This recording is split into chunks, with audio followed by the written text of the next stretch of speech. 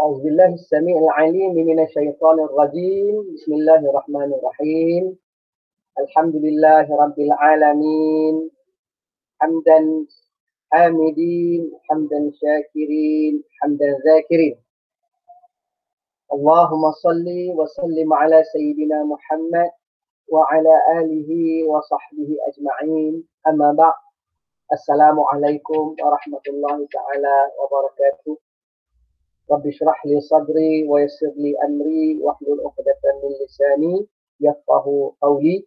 سبحانك لا علم لنا إلا ما علمتنا إنك أنت العليم الحكيم. Alhamdulillah, selamat datang ke sesi seterusnya bagi kursus pengurusan Islam dan juga Islam dan pengurusan alam sekitar. Jadi untuk sesi seterusnya ini kita akan membincangkan berkaitan dengan qawaid fiqh dalam pengurusan alam sekitar dan juga bandar dalam Islam. Qawaid fiqh dalam pengurusan alam sekitar dan bandar dalam Islam. Jadi dia ada dua perkara berkaitan dalam kaedah. Dalam sesi kali ini pertama sekali ialah qawaid fiqh dan seterusnya ialah hubungan dia dengan pengurusan alam sekitar dan bandar dalam Islam. Jadi untuk kita memulakan perbincangan kita, perlu kita jelaskan terlebih dahululah apa yang dimaksudkan dengan qawaid fiqh. Pertama sekali, untuk memahami makna qawaid fiqh ini, kita perlu faham dulu kedua-dua perkataan ini, qawaid dan fiqh, secara jelas dan terasing. Kemudian kita gabungkan untuk kita fahamkan maksud qawaid fiqh. Qawaid ini dalam bahasa Arab dia adalah kata jamak atau bahasa Inggeris kita sebut plural. Plural kepada kata mufradnya atau singularnya ialah kaedah. Jadi bila sebut qawaid maksudnya ada banyak kaedah. Ada banyak kaedah. Ada banyak kaedah. Fiqh pula, untuk kita faham fiqh, so fiqh ini begini. Fiqh adalah hukum-hukum yang telah diistimbakkan ataupun telah difahami dan dikeluarkan oleh ulama daripada dalil-dalilnya. So kita ada banyak dalil. Kita ada dalil daripada Quran, kita ada dalil daripada sunnah. Dan kita ada dalil-dalil yang difahami oleh ulama juga berasaskan kepada Quran dan sunnah seperti ijma', qiyas dan sebagainya. So daripada dalil-dalil ini, ulama mengeluarkan hukum berasaskan kepada kefahaman mereka. Sebab itu disebut fiqh. Fiqh bermakna faham. Jadi berasaskan kepada kefahaman mereka, ulama-ulama keluarkan hukum bagi menangani ataupun menguruskan perbuatan dan kehidupan manusia, kelakuan dan juga kehidupan manusia. Jadi ada banyak hukum lah. Semua kelakuan-kelakuan manusia mesti ada hukumnya daripada perspektif syariah ataupun daripada perspektif agama Islam. Jadi perbuatan manusia banyak. Maka semuanya diberi hukum. Ada yang dihukumkan sebagai haram, ada yang dihukumkan sebagai harus, ada yang dihukumkan sebagai sunat, makruh, wajib dan sebagainya.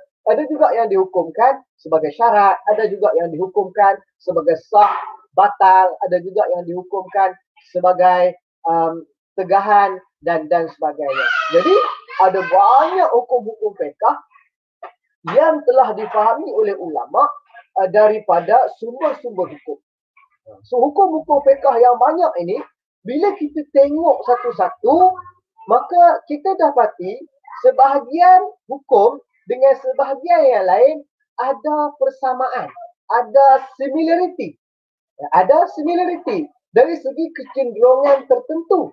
Dari segi kecenderungan tertentu. Maka yang sama tadi ni kita kumpulkan dan kita letakkan di satu tempat. Jadi yang lain-lain pula yang ada persamaan kita kumpulkan dan kita letak di satu tempat yang lain. Jadi tempat yang kita letakkan hukum-hukum yang berbeza ini disebut sebagai kaedah. Ataupun kalau banyak kita sebut qawaid. Untuk faham lebih lanjut lagi, kita mungkin buat analogi begini. Kita bandingkan unit-unit hukum fiqh itu dengan unit-unit manusia. unit-unit rakyat Malaysia. Rakyat Malaysia ada hampir 26-27 juta orang. Jadi setiap orang ni ada kerja masing-masing. Jadi kalau kita lihat daripada perspektif kerja ataupun perspektif profession, maka kita dapati bahawa sebahagian mereka mempunyai profession yang similar dalam kumpulan yang sama dengan sebahagian yang lain. Contoh kita lihat bahawa ada yang profesinya berkaitan dengan persenjataan. Dia pakai bom. Ada yang berkaitan dengan berkaitan dengan kejuruteraan, ketenteraan. Ada yang berkaitan dengan taktikal ketenteraan. Ada yang berkaitan dengan termasuklah jurumasak tentera, termasuklah perubatan, pasukan medik tentera. Jadi kerja tu macam-macam. Cuma walaupun mereka kerja yang macam-macam, profession yang macam-macam, tetapi mereka mempunyai similarity kecenderungan, di mana semua itu berkaitan dengan ketenteraan. Jadi semua tu kita letak di satu tempat. Tempat mereka itu kita sebut kaedah. Dalam bahasa Inggeris kita sebut base. Jadi semua yang berkaitan dengan ketenteraan diletakkan di military base. Begitu juga kita tengok ada juga yang pakai bius. Ada juga yang pakai dalam bidang perubatan, pharmaceutical. Ada yang pakai dalam bidang yang berkaitan dengan pembedahan. Ada yang berkaitan dengan epidemiologi dan macam-macam lagi. Jadi semua kerja-kerja yang berkaitan ini kita nampak kecenderungannya dari segi dia ada persamaan dari segi semua itu fokus ke dalam satu bidang yang disebut sebagai bidang kesihatan. Jadi mereka itu termasuk dalam health base. Jadi bila ada banyak kecenderungan ini, so ada banyak base lah. Begitu juga tentang kawaid fiqhiyah ni. Bila dia ada banyak kecenderungan, so setiap yang sama tadi kita letakkan dalam kecenderungan yang sama, maka kecenderungan itu kita sebut sebagai kaedah. Jadi bila ada banyak kaedah kita sebut sebagai qawaid pluralnya. Bila ia berkaitan dengan hukum fiqh, maka kita sebut qawaid fiqhiyah. Itu tak sebutlah yang berkaitan dengan tentera dan sebagainya, sebab dia hanya berkaitan dengan hukum fiqh. Jadi al-qawaid al-fiqhiyah. Secara umumnya kita boleh takrifkan sebagai qawaid fiqhiyah itu ialah sekumpulan hukum-hukum fiqh yang banyak tu hukum fiqh tu yang memiliki kesamaan dalam kecenderungan hukum tertentu. Jadi ulama membahagikan kaedah fiqh ini ataupun mengkelaskan hukum-hukum fiqh yang banyak tadi kepada base-base yang tertentu. Jadi ada berapa base? Ada 5. Ada 5 base. 5 base inilah yang disebut sebagai qawaid al-asasiyah, kaedah-kaedah asas. Di mana setiap base itu ada pula dia punya department-departmentnya, yang dia punya cabang-cabangnya. Jadi banyak. Jadi kita tidak akan masuk mendalam kepada cabang-cabang tersebutlah, kan? Seperti tadi ketenteraan ada cabangnya, ada cabang laut, ada cabang udara, ada cabang darat. So semua itu military, tapi dia ada cabang-cabang yang berkaitan. Begitu juga kawaid ini. So kita hanya fokus kepada yang asas. Yang asasnya ada 5. Pertama ialah al-umur bimaqasidiha. Al-umur bimaqasidiha. Maksudnya setiap perkara berasaskan kepada niat. Mana kita nak ambil perkara itu sebagai sah, sebagai tidak sah, sebagai haram dan sebagainya, kita perlu merujuk kepada niat. Kepada niat. Ini asas yang pertama. Nanti kita tengok contoh-contohnya, kan?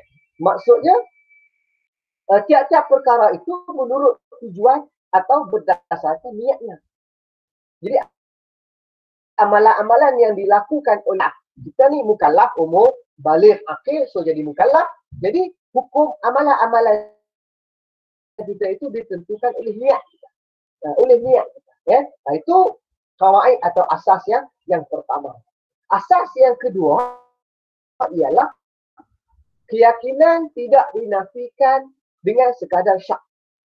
Hukum-hukum fiqh yang banyak-banyak yang berkaitan dengan keyakinan tidak dihilangkan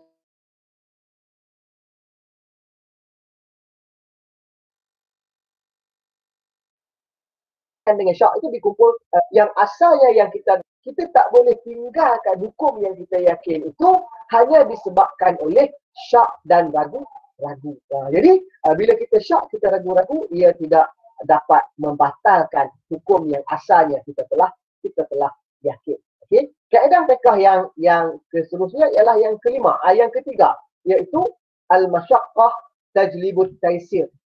Maksudnya kesukaran dipermudahkan. So kita nampak banyak hukum-hukum dalam Islam ini dia kecenderungannya sama. Bila ada kesukaran, dia akan membuka ruang untuk mempermudahkan mukallaf, memudahkan manusia. Jadi bila kita tengok banyak hukum macam tu, maka daripada situ ulama keluarkan kaedah di mana setiap hukum diletakkan dalam kaedah tersebut yang disebut sebagai al-masyaqqah tajlibut taisir, iaitu kesukaran dipermudahkan. Dan seterusnya ialah kemudaratan dihilangkan. Ad-darar yuzal. Ad-darar yuzal. Dan apa maksud ad-darar yuzal? Maksudnya sesuatu yang boleh mendatangkan bahaya perlu dihapuskan. Wajib dihapuskan. Kenapa? Apabila kita melihat banyak-banyak hukum dalam Islam yang merujuk kepada bahaya dan sebagainya, dia akan membawakan kepada bahawa bahaya tersebut perlu dibuang, bahaya tersebut perlu dielakkan. Jadi daripada situ kita dapat dihukum, daripada situ kita letakkan semua hukum-hukum yang berkaitan dengan maksud yang sama ini dalam base yang keempat ini, ialah kemudaratan dihilangkan. Dan base yang terakhir, yang kelima, atau kaedah yang terakhir yang kelima ialah adat kebiasaan sebagai asas penentuan hukum. Al-adah muhakkamah. Al-adah muhakkamah, iaitu adat kebiasaan adalah asas kepada penentuan hukum. Apa maksudnya? Maksudnya sesuatu adat kebiasaan dalam setiap masyarakat ni dia ada adat-adat kebiasaan. Ada macam-macam adat. Jadi kita tengok hukum Islam, dia meraihkan adat tersebut dalam konteks seperti itu. Jadi bila kita lihat hukum Islam meraihkan, banyak hukum-hukum Islam meraihkan adat-adat budaya masyarakat tertentu yang tidak bertentangan, maka daripada situ ulama keluarkan satu base di mana semua hukum-hukum tadi diletakkan dalam base tersebut. Diletakkan hukum-hukum dalam base tersebut yang kita sebut sebagai al-adah muhakkamah. Jadi kita ada 5 base. Yang pertama ialah setiap perkara berasaskan kepada niat. Yang kedua, keyakinan tidak dinafikan dengan sekadar syak. Yang ketiga, kesukaran dipermudahkan. Yang keempat, kemudaratan dihilangkan. Dan yang kelima, adat kebiasaan sebagai asas kepada penentuan hukum. Jadi untuk kita memberi makna ataupun memahami dengan lebih jelas lagi, kita lihat contoh-contoh kepada pelaksanaan. Dan contohnya yang berkaitan dengan al-umur bimaqasidiha. Kita lihat hukum-hukum kan yang banyak bahawa setiap perkara berasaskan kepada niat. Kan? Kita lihat hukum berkaitan dengan solat. Orang yang nak solat zuhur, dia kena niat zuhur. Kalau dia niat selain zuhur, tak pakai. Kan? Nak sembahyang subuh, dia kena niat subuh. Kalau dia niat selain subuh, tak pakai. Kan? Seorang suami yang mentalakkan isterinya dengan talak yang tidak jelas, kita lihat niatnya. Kalau dia sebut macam tu, sebenarnya dia tak niat nak talak, kita kira talaknya tak sah. Jadi ada banyak hukum-hukum yang berkaitan dengan niat. Kita belajar, kalau kita niat kerana Allah, jadilah ibadat. Kalau niat kerana lain, tidak jadi ibadat dan ditolak. Kan? Jadi dalam banyak hukum-hukum agama, kita dapati bahawa Islam menetapkan penerimaan hukum-hukum tersebut ataupun hukum-hukum tersebut kita buat dan diterima oleh Allah Subhanahu Wa Taala, ia berasaskan kepada niat. Ada kepada niat. Maka di situlah pentingnya niat dan dalam kehidupan manusia.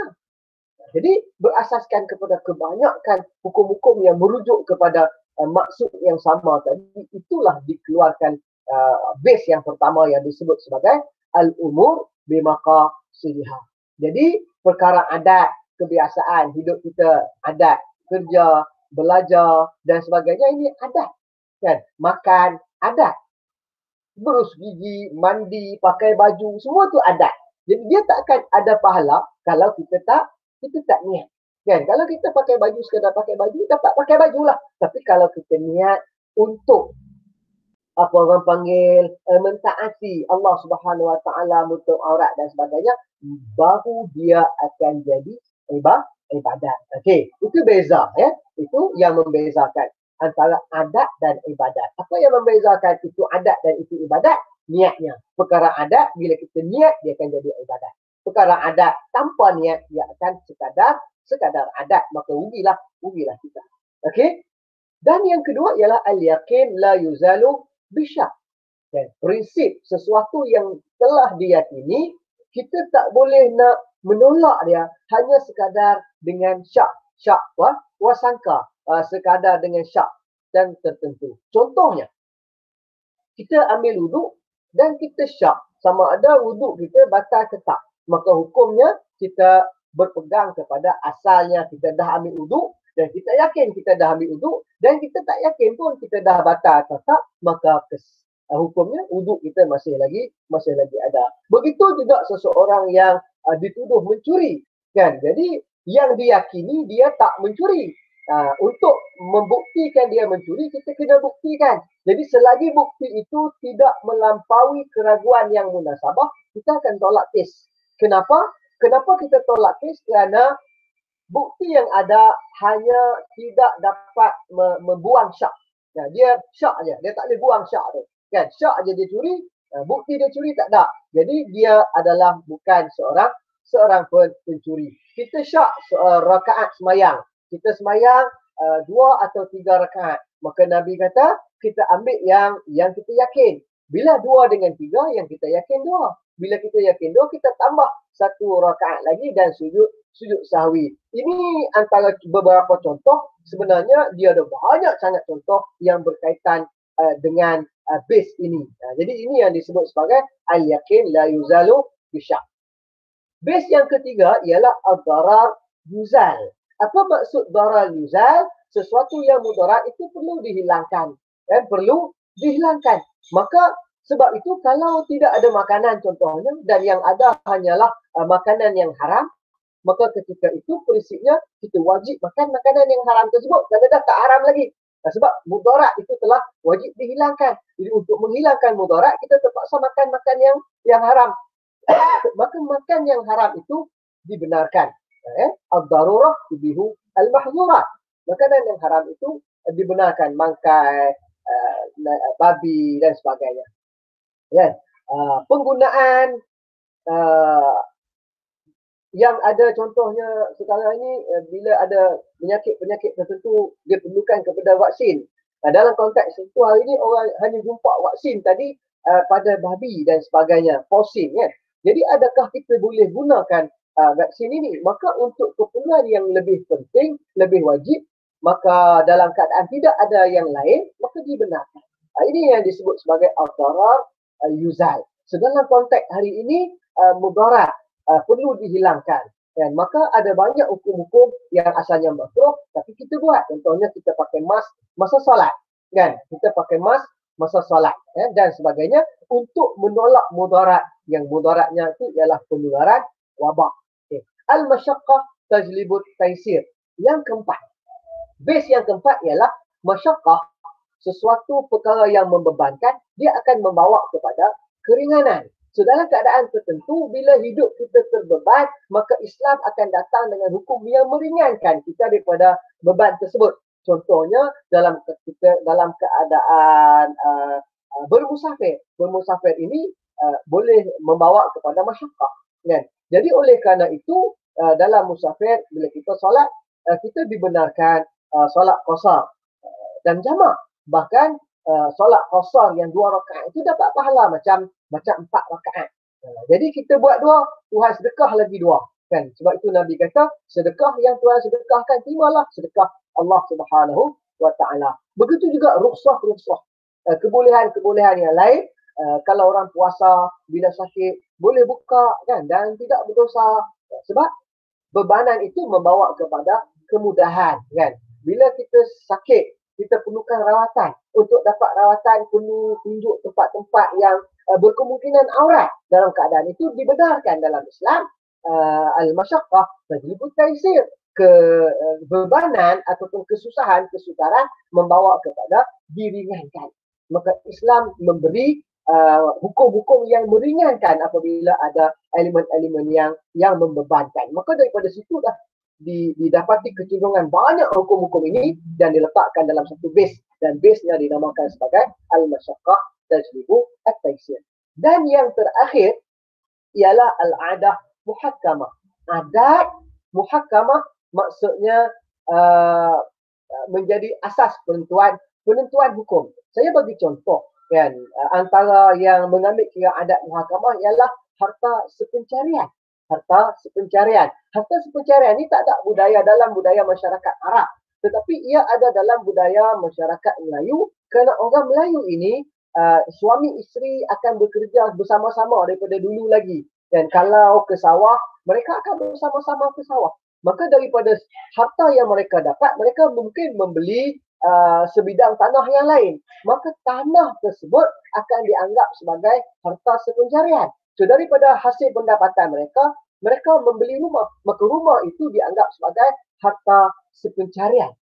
Jadi dalam konsep ini, harta sepencarian dalam yang dipakai di Malaysia berasaskan kepada budaya yang telah turun-menurun daripada dulu dalam masyarakat Arab, dalam masyarakat Melayu yang diiktiraf oleh Islam, yang diiktiraf oleh syariat, iaitu al-adah muhakkamah. Kan? Contoh lagi ialah dari sudut pakaian.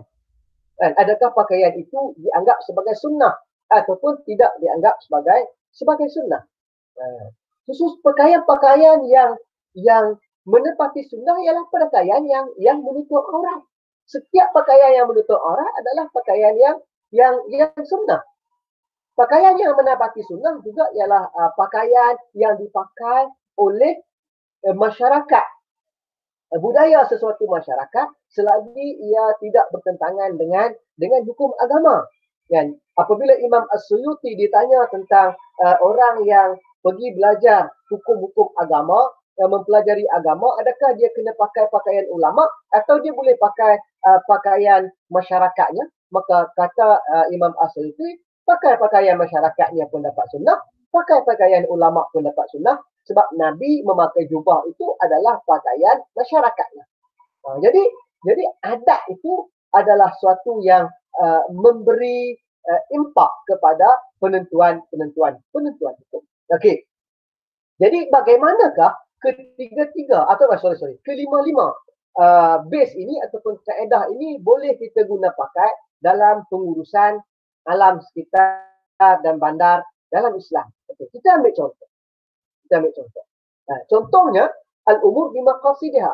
Niat ataupun sesuatu perkara berasaskan kepada niatnya. Jadi bila kita nak buat sesuatu, bangunan, dia base kepada niat. Kawasan yang kita niatkan jadi masjid, dia jadi masjid. Kawasan luar masjid yang kita tak niatkan sebagai masjid, maka hukumnya tak sama dengan hukum masjid, kan? Kalau di sebelah luar masjid atau kaki lima masjid ataupun di kawasan masih berbumbung, tapi ia bukan kawasan ruang solat, maka perempuan yang haid boleh pergi sebab dia tidak dianggap sebagai masjid, kan? Begitu juga kalau kita niat ketika kita buat bangunan supaya manusia dapat duduk dan selamat, maka dia jadi ibadat, dia jadi pahala. Tapi kalau kita buat semata-mata untuk niat lain selain daripada niat kerana Allah, maka dia tidak akan jadi ibadat. Jadi perbuatan kita itu kita dapat dunia dan kita tak dapat akhirat, kan? Kita buat desain yang cantik untuk memudahkan ibadat, untuk orang ingat kepada Allah Subhanahu wa Ta'ala, maka dia jadi ibadat. Kan, kalau kita lihat bagaimana orang Melayu bina rumah dulu, kan, bila mereka bina rumah ataupun mereka menguruskan bandar, menguruskan bangunan dan sebagainya, maka apa yang mereka buat itu, mereka akan letakkan simbol-simbol yang boleh mengingatkan manusia kepada Allah Subhanahu wa Ta'ala. Mereka buat tangga, maka mereka letak anak tangga itu 3 atau 5. Dan kenapa dia letak 3 atau 5? Ada yang nak mengingatkan kepada asas-asas rukun Islam itu 5. Jadi bila tengok tangga, dia akan ingat rukun Islam. Bila mereka merancang bandar, maka bangunan-bangunan bandar itu dirancang dalam keadaan yang menghadap ke arah kiblat. Maka di situ dengan niat tersebut mereka menjadi ibadah. So desain-desain yang cantik yang memudahkan ibadat, memudahkan manusia mengingati Allah Subhanahu Wa Taala adalah juga termasuk dalam konsep al-umur bimaqasidiha. Dan yang kedua ialah al-yaqinu la yuzalu bisyak. Sesuatu yang meyakinkan tidak dihilangkan dengan syak. Kan? Bangunan contohnya, sesuatu yang meyakinkan, pembinaan bangunan di lereng bukit. Okay. So pembinaan bangunan di lereng bukit ini adalah suatu yang kita yakin boleh membawa kepada malapetaka dan bahaya kerana kes yang berlaku tak banyak.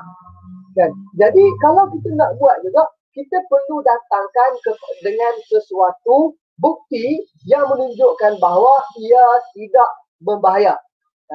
Ia tidak berbahaya. Maka kita kena buat kajian. Sebab itu ada EIA, kan? Environmental Impact Assessment. Kita kaji environmental impact supaya kita dapat lihat adakah apa yang kita yakin sebagai bahaya itu boleh dihilangkan ataupun tidak. Jika sekadar syak dan kata bahaya, jadi yang meyakinkan itu tidak boleh apa orang panggil dihilangkan dengan sekadar syak, kan? So kita buat penilaian, kita buat bagi mengesahkan tiada risiko yang boleh menimpa pengguna, kan? Boleh menimpa pengguna. Maksudnya tidak ada risiko bila kita nak buat bangunan di lereng bukit. So kita kena buat penilaian untuk memastikan risiko itu dapat dikurangkan dan tahap pengurangan risiko itu meyakinkan. Jadi bila dah yakin, baru kita buat keputusan berasaskan kepada apa yang kita yakini. Seterusnya ialah ad-darar yuzal. Mudarat mesti dihilangkan. Kan kalau kita lihat dalam pembangunan ini, kita ada prinsip safety first. Kan? Di tapak-tapak binaan. Safety first itu tujuannya ialah untuk menghilangkan mudarat. Kan? Untuk menghilangkan mudarat. Pakaian kita, topik leather yang dipakai, bangunan itu mesti diletakkan jala supaya batu bata tidak jatuh dan kena orang yang di bawah. Jadi kerana apabila ada sesuatu mudarat, mudarat itu perlu dihilangkan. Kan? Kita juga contohnya pemasangan sistem AES. Kan? Kita pasang kamera di jalan raya. Kan? Sebab apa kita pasang kamera di jalan raya? Untuk menghilangkan mudarat, iaitu kadar kemalangan yang tinggi. Dan begitu juga berkaitan dengan base ataupun kaedah yang keempat, iaitu al-masyaqqah tajlibu at-taysir. Masyaqqah tajlibu at-taysir kita sebut sebelum ini. Al-masyaqqah iaitu kesusahan, dia membawa kepada kesusahan tersebut diringankan, perlu diringankan. Contohnya dalam pembinaan bangunan, kan? Bila kita buat bangunan itu tinggi tingkatnya. Jadi kalau tingkat itu melebihi 5 tingkat contohnya, maka diwajibkan ada lift. Bawah pada 5 tingkat, bebanan naik atau susahnya kita nak mendaki tangga, itu mungkin dianggap sebagai di dalam ruang yang boleh diterima.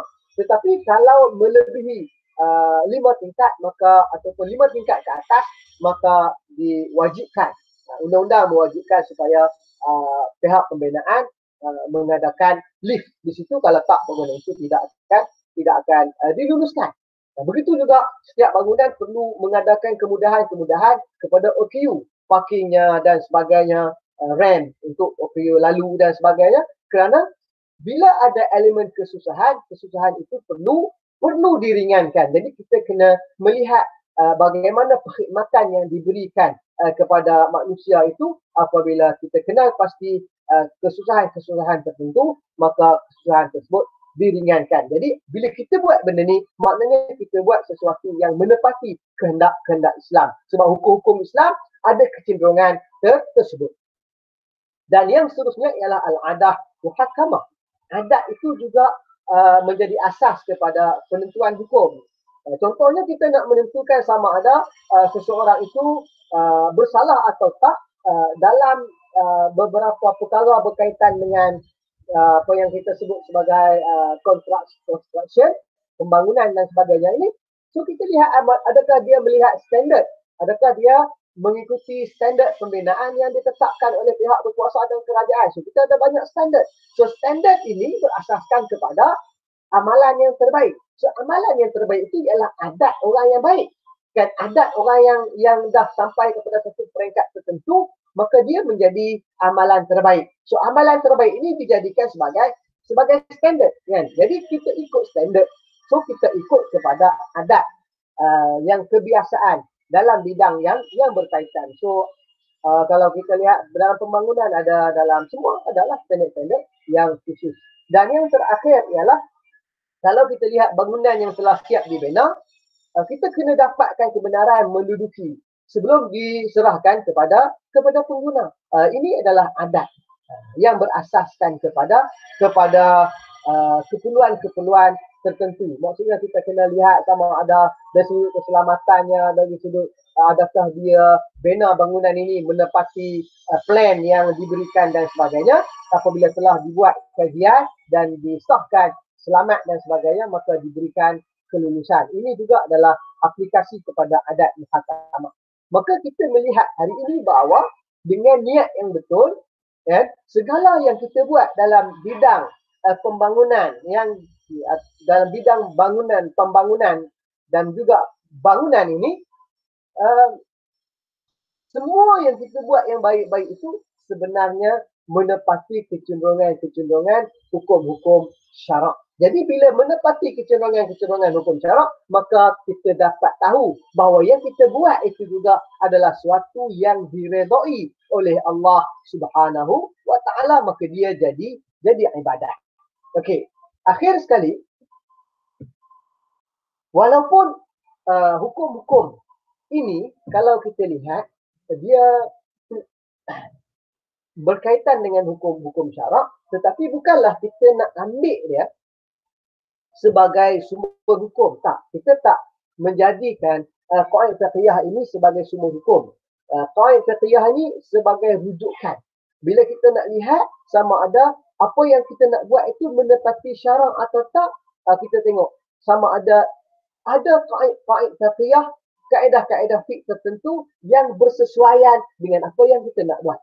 Okey, tapi untuk menjelaskan sama ada ia bertepatan dengan syarak atau tak, kita kena rujuk kepada dalil. Tetapi kita dah dapat kesedaran awal bahawa apa yang kita buat itu kemungkinan besar sebab ada kaedah fiqh yang berkaitan dengannya, maka kemungkinan besar kita boleh rujuk dia sebagai suatu yang menepati Islam, yang dikendaki oleh Islam, yang dikendaki oleh Allah dan Rasulnya. Allah dan Rasulnya. Okey. Seterusnya, bagaimana pula kalau kita mengabaikan kaedah fiqh? Jadi kita lihat kaedah fiqh ini, dia ada banyak kebaikannya. Dan kita lihat bagaimana apa yang kita buat dalam pembangunan hari ini banyak mempunyai persamaan atau kecenderungan yang sama yang ada dalam kaedah-kaedah fiqh. Jadi bila kita tak pakai kaedah fiqh ini, maksudnya kita buat ikut kita lah. Bila kita buat ikut kita, pertama pembangunan alam tidak akan berlaku secara yang terancang. Dia tak akan berlaku secara terancang sebab kita tak dapat keutamaan. Kita tak tahu yang mana lebih perlu diutamakan atau tidak. Bila kita merujuk kepada kaedah fiqh, kita akan dapat tahu yang mana lebih utama, yang mana tidak utama. Jadi dalam keadaan tertentu, kita akan fokus pada yang lebih utama dan kita akan melewatkan yang kurang utama. Dan seterusnya ialah bila kita mengabaikan kaedah fiqhiyah, masyarakat akan hidup dalam keadaan yang tidak selesa. Bila darar, perkara-perkara mudarat dibiarkan, perkara-perkara yang menyusahkan tidak diambil tindakan untuk dipermudahkan, maka bagaimanakah kita akan dapat hidup dalam suasana yang selesa, dalam suasana yang selesa, aman, damai dan selamat. Begitu juga apabila kaedah fiqh ini tidak diambil kira dengan baik, maka ekosistem alam juga akan terganggu. Dan ekosistem alam juga akan terganggu apabila manusia membuat pembangunan mengikut apa yang mereka kendaki semata-mata, tetapi tidak melihat apa sebenarnya yang agama nak, apa sebenarnya yang Allah dan Rasul nak. Kehidupan hidup dalam pencemaran, kan? Dalam pencemaran dunia akan tercemar sebab pembaziran sumber alam sekitar dan sebagainya. Ini adalah implikasi kepada pengabaian qawaid fiqhiyah. Okey, kenapa manusia mengabaikan qawaid fiqhiyah? Pertama sekali, dia tak faham bukan agama dan fungsi dia sebagai khalifah. Dia tak faham Islam nak dia buat apa. Kalau dia faham Islam nak dia buat apa, dan dia faham dia hamba Allah dan khalifah Allah, apa yang dia buat mesti merujuk kepada Islam, merujuk kepada kehendak Allah dan Rasul. Maka dalam konteks tersebut, dia akan mencari bagaimana nak tahu apa yang Allah Rasul dan nak. Di situlah dia akan melihat kepada qawaid fiqhiyah supaya dia dapat tahu ada tak apa yang dia buat ini sama macam apa yang Allah nak dan Rasul nak. Kan? Yang apa yang Allah nak dan Rasul nak itu kita dapat buat, kita dapat rasa bila dia ada qawaid fiqhiyah yang berkaitan, maka kemungkinan besar apa yang kita buat itu menepati. Yang walaupun nak lihat sama ada menepati sebenar, kita perlu merujuk kepada dalil-dalil daripada Al-Quran dan As-Sunnah. Seterusnya ialah tiada kesedaran untuk berubah dan sentiasa mengikut hawa nafsu yang tamak dan rakus. Tak ada kesedaran untuk berubah. Sebab apa tidak ada kesedaran untuk berubah? Dia buat apa yang dia nak buat sahaja, kan? Dia ikut pembangunan yang dia nak bangunkan. Mungkin sebab tuntutan untuk tujuan materialisme dan sebagainya, maka dia akan buat pembangunan tersebut mengikut apa yang dikendaki. Maka sampai bila pun manusia tidak ada satu pegangan yang baik yang akan menunjukkan jalan yang benar, maka kita lihat di sini ramai di kalangan manusia ataupun negara-negara apabila mereka membangunkan negara ataupun membangunkan bandar tanpa melihat kepada prinsip-prinsip, maka mereka akan memakai prinsip matlamat menghalalkan cara. Maka mereka buatlah apa sahaja pembangunan yang mereka nak buat. Dan mereka gunalah modal yang ada, modal ekonomi yang ada untuk membangunkan pembangunan yang mereka izini walaupun ia bertentangan dengan kehendak Allah dan Rasul. Kan kita akan merancang menggunakan untuk tujuan yang tidak berkaitan dengan kebaikan yang ada dalam Islam. Okey. Jadi peranan qawaid fiqhiyah. Dari dua sudut. Pertama dari sudut produktif. Maka bila kita gunakan qawaid fiqhiyah ini, maka dia akan wujudkan sistem dan amalan perbandaran yang maju dan produktif. Sebab dia dah susun dah keutamaan dan dia dah ada satu prinsip, ada satu sistem. Apabila kita buat keputusan, kita bukan buat keputusan mengikut kehendak kita sendiri, tapi mengikut apa yang dikehendaki oleh Allah dan Rasul. Dan yang kedua ialah holistik, sistem dan amalan perbandaran yang holistik, terancang dan berwawasan, sebab kita nampak keutamaan dan kita tahu bagaimana kita nak menyusun supaya apa yang kita buat ini membawa kebaikan yang sepenuhnya kepada masyarakat dalam sebuah negara. Maka sebagai orang Islam, kemanakah kita nak merujuk kalau kita tak merujuk pada agama kita? Dan bagaimana nak merujuk kepada agama kita sebagai seorang yang bukan ahli dalam bidang agama? Maka kita merujuk kepada kaedah fiqh ini. Jika kita dapati ia ada dalam kaedah-kaedah fiqh ini kecenderungan sama seperti yang kita ingin laksanakan, maka kemungkinan besar apa yang kita ingin laksanakan itu adalah sesuatu yang diredai oleh Allah dan Rasul. Dan selepas itu kita perlu juga bertanya kepada ahlinya, kan, yang pakar dalam bidang agama ini untuk memastikan apa yang kita nak itu sama ada ianya menepati kehendak Allah dan Rasul. Dan akhir sekali, kita dapat melaksanakan tanggungjawab sebagai seorang hamba Allah yang diredai di atas muka bumi ini. Okey, saya rasa sekian setakat itu sesi perkongsian kita untuk kali ini. InsyaAllah bertemu dalam sesi akan datang. Sekian. Wabillahi taufiq. Assalamualaikum warahmatullahi wabarakatuh.